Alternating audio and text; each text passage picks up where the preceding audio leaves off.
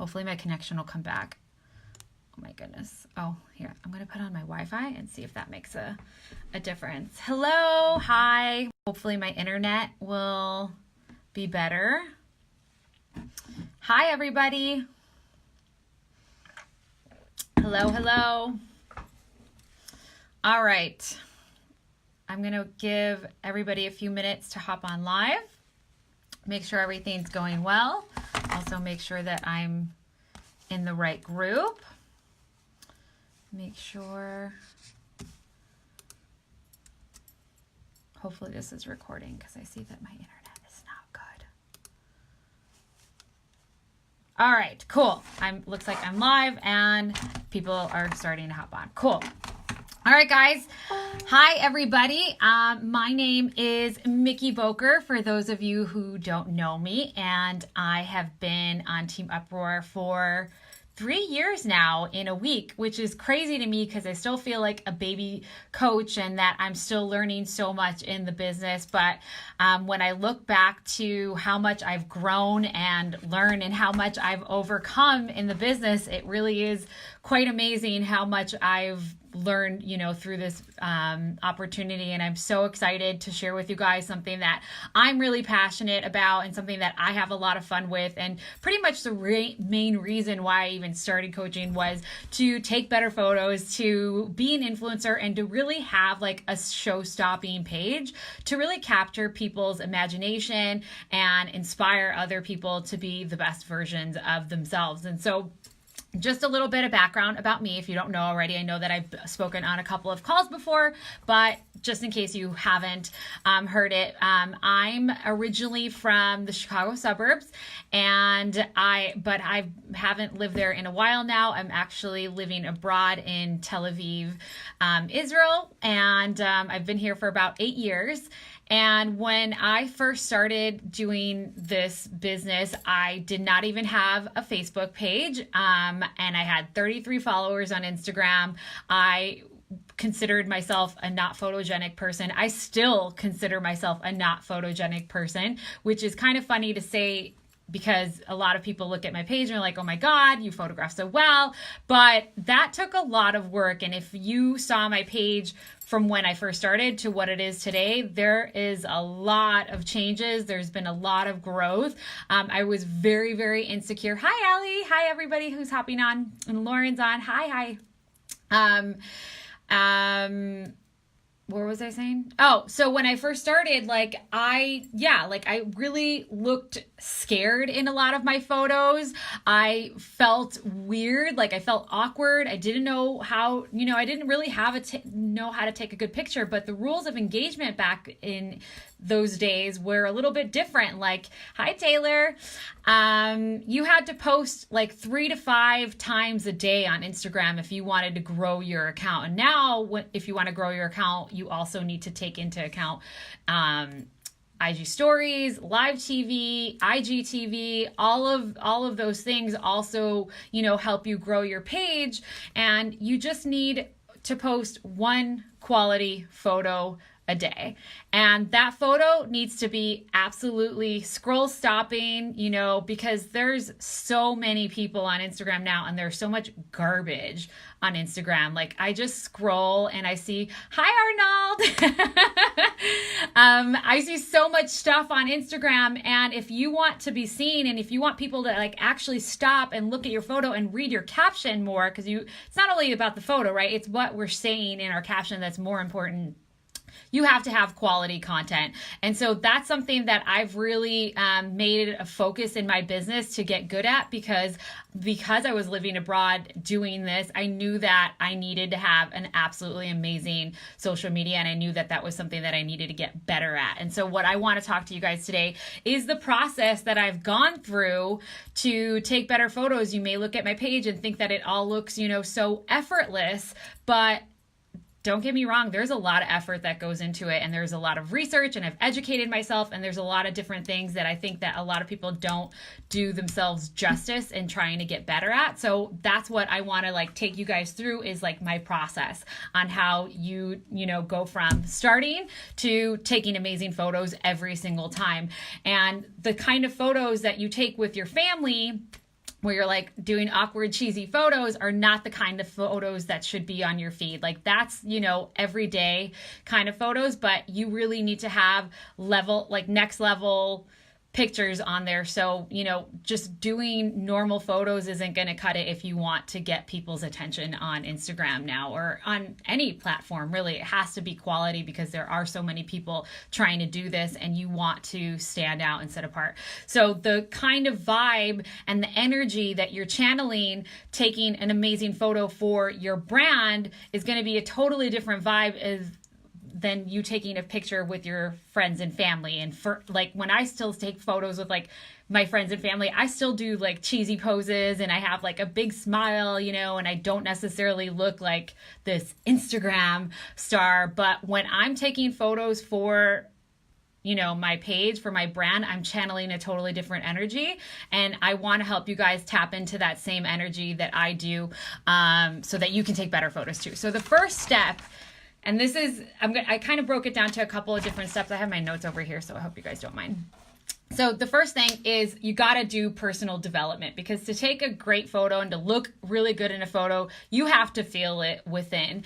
And so personal development is like the long-term game plan so that you can take better photos. You have to be able to be confident and get over your insecurities if you want to look good in photos. Because like I told you in the beginning, all of my photos, I kind of look scared in. I would be like, you know, like that kindergarten smile where you're just like feeling really, really dorky and insecure. People can see that, and you want to portray confidence on your page. And so doing personal development and helping you get over your own insecurities is going to be the best thing that you can do for that. And that's going to be, you know, I love that, I think it's a Audrey Hepburn quote, that happiest girls are the prettiest girls.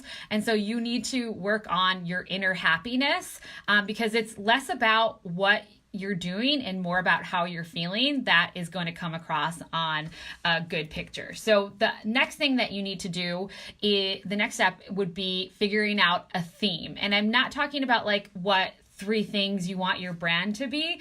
I'm talking about like the overall theme, color scheme, and the vibe of your page. For instance, when I first started doing this, I really had aspirations to be like that fitness star. I wanted to be like Kayla Itsines. That's how I got into fitness. So that was like my overall thing. So in the beginning, I took a lot of fitness photos, like fitness outfits, a lot of fitness videos I did. And I was just trying to like channel like that I'm a fit girl, you know, vibe. And over the last year and a half, I've been dealing with a lot of chronic pain. I've been diagnosed with arthritis and fibromyalgia, and I'm less about the fitness side of things and more about the business side of things. So I've slowly transitioned my page from like a fitness focused page to more of a travel lifestyle page. So everybody's theme and vibe is going to be different. Just because we're fitness coaches doesn't necessarily mean you need to like your page needs to be like all about fitness. Your brand has more depth than that. So that's going to be different for everybody. And what I think is really, really important is that you only take photos within that brand. That's going to make your photos look so much better when they're all the same thing. And I see so many coaches just like putting up so many random things on their feed, and it just looks really weird and like not cohesive. And that's why I love Instagram stories and like live TV and IGTV, because that's where you can document your life and incorporate all those aspects of your life. But your feed should just have really more of a theme and a vibe, like an overall vibe, you know what I mean? So for me, like it's like tropical kind of a thing. And if I'm in a location that is really, really pretty, for instance, I was in LA.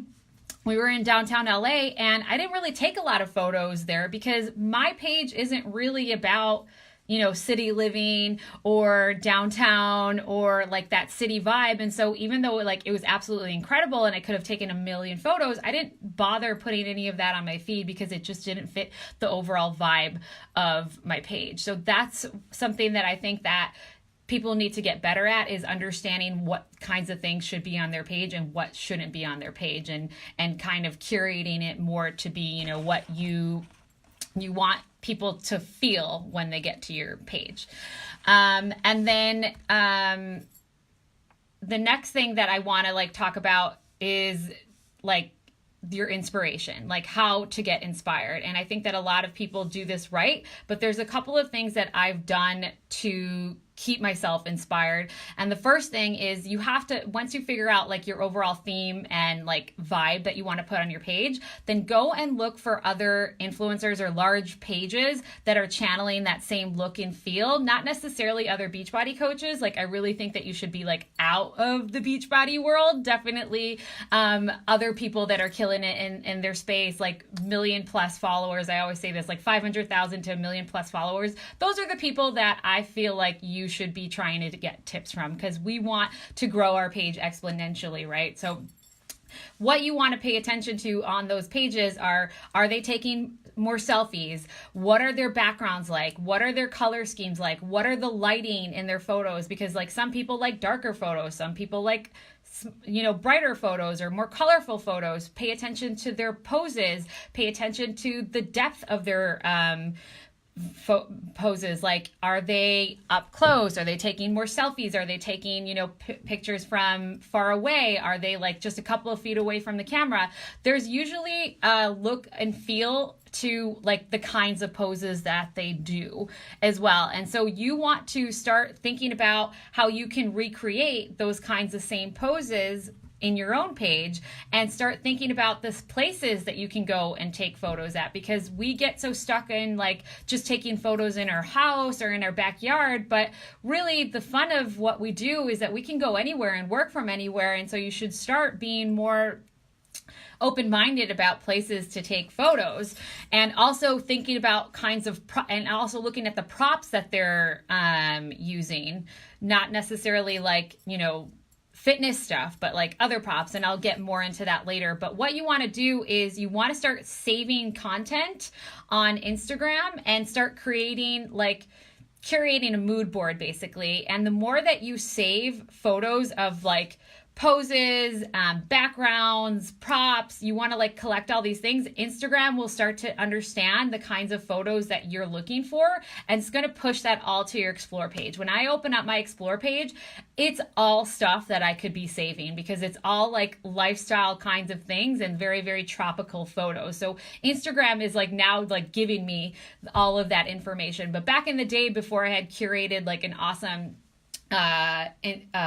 explore page, I would go to an app called We Heart It, and We Heart It is basically an app that compiles like all these great photos. So for instance, if you're looking for a fitness photo or a fitness style photo, you would go into We Heart It and you can just type in fitness or like fitness girls or like fitness videos, whatever, and like a whole bunch of like inspiring kinds of photos will be on there, and you can just like screenshot the kind of like look and feel that you're trying to mimic, and then you can collect it that way. I like doing, in the beginning I did a lot of We Heart It, but now I'm just mostly working off of Instagram. It's really whatever, up to you, but just make sure that you're starting to think about like those things that you can recreate, and how and where you can recreate it, because that's going to play into it later.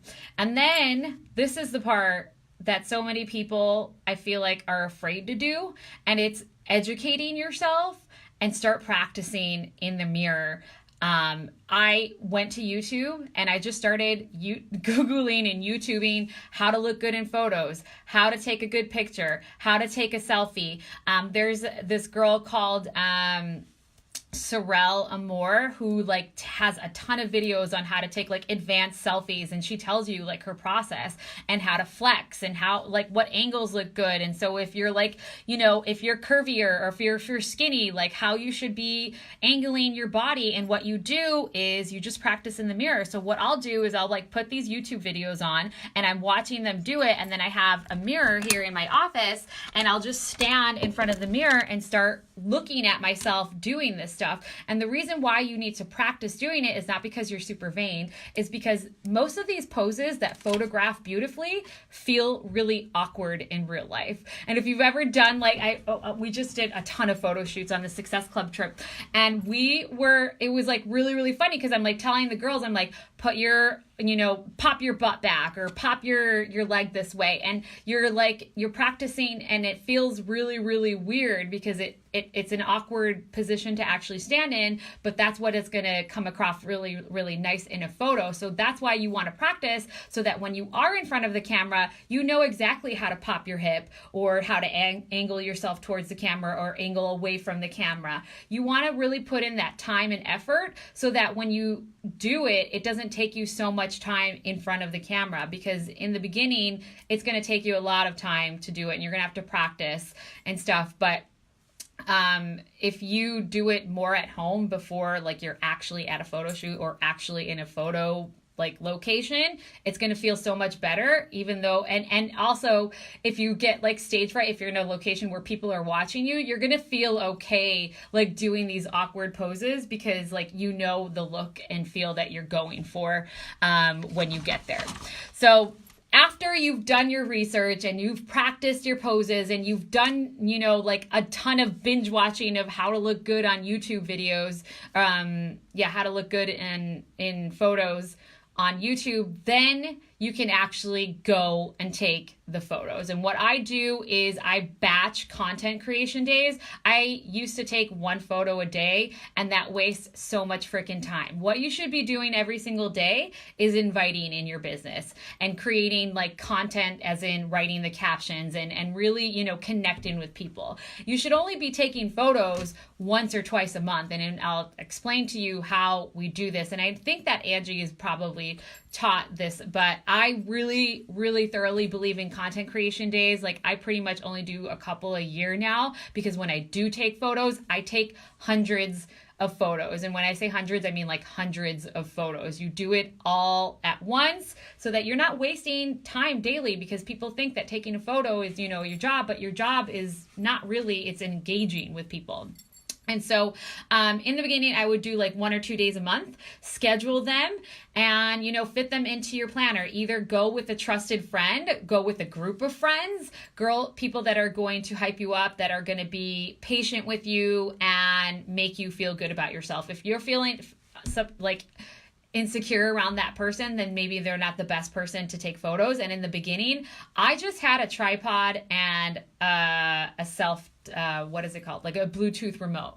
And I would go out for hours. And because I was living like by myself in the middle of nowhere, I had nobody to take my photos. And so I didn't let that stop me. And it would take me a while to take a good photo. Like sometimes I would take like 100 shots before I got the one good photo, because what happens is you take a couple of shots, you go and look in the frame, and you see how you need to fix the frame, like how the background needs to be changed. Maybe your outfit doesn't look good in that environment. Maybe the lighting is bad, and it can take you a while to get that one good shot.